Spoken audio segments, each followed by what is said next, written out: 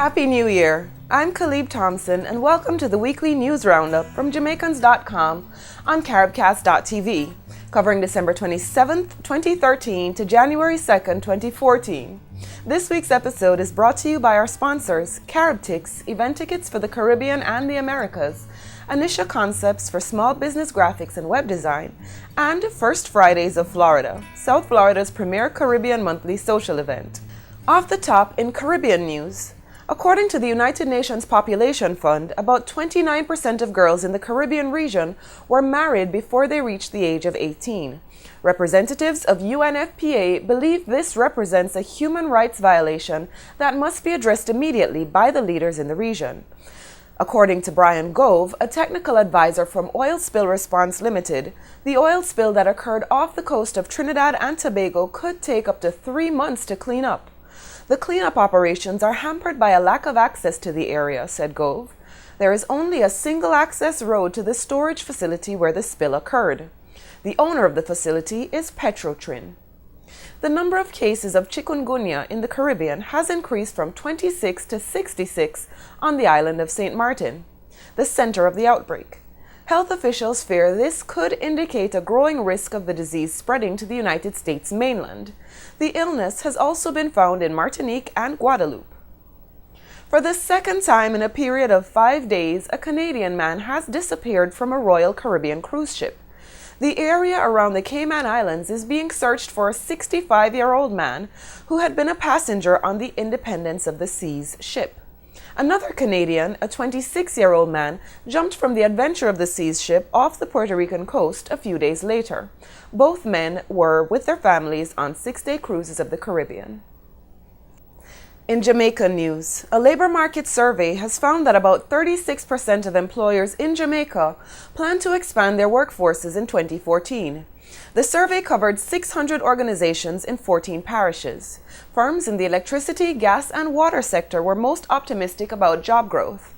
Dr. Peter Phillips, Jamaica's Minister of Finance, does not support a third debt swap, noting that holders of Jamaican debt have been negatively impacted by lower interest payments and longer maturity dates in 2010 and 2013. Asset swaps are under review. Citizens Action for Principles and Integrity has warned Jamaica's government that it will strongly oppose any additional tax on fuel. According to Dennis Meadows, co-convener of the organization, a new tax will have a damaging effect on Jamaica's people, especially workers in the public sector and the poor.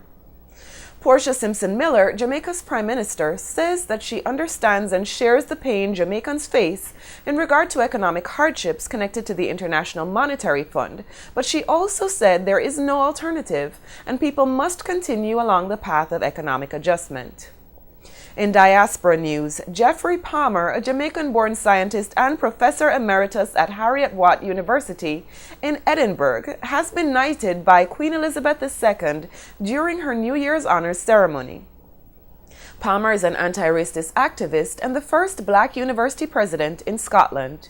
He's being recognized for his contributions to scientific knowledge of cereals and grains, as well as his work with the poor in Africa.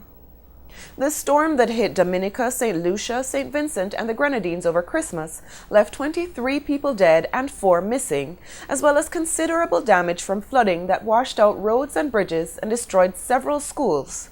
Caribbean nationals in New York City have mobilized to provide aid, calling for direct help from the Caribbean community in New York. They're concerned that the storm will cause tourists to rethink their plans and hurt the region's main source of income, tourism.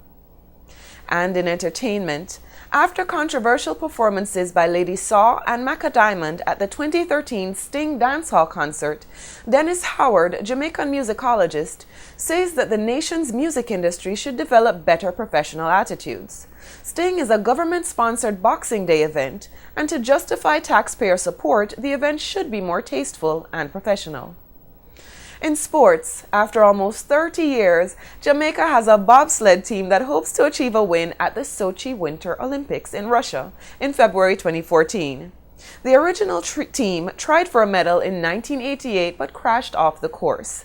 Jamaicans failed to qualify in 2006 and 2010 but are hoping 2014 will bring better results.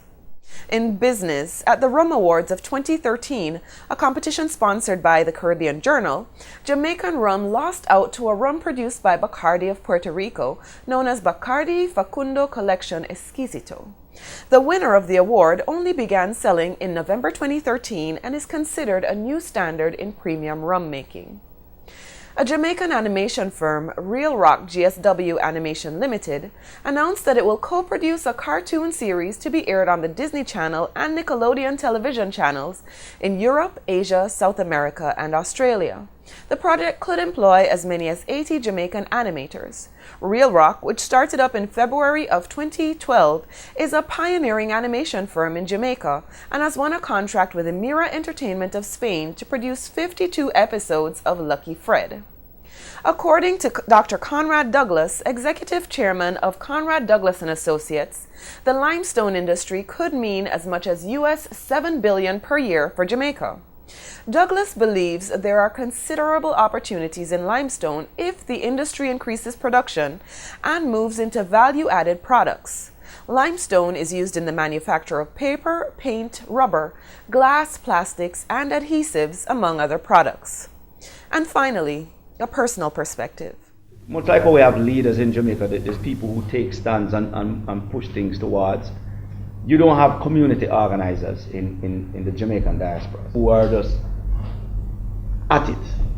You know what I mean? You just kind of find a man that say, yeah, me a yardie, I'm wear the colors and I eat that. You know what I mean? And then big up themselves when somebody around, when Bolt around or other man around and say, yes, my youth that are, test that are.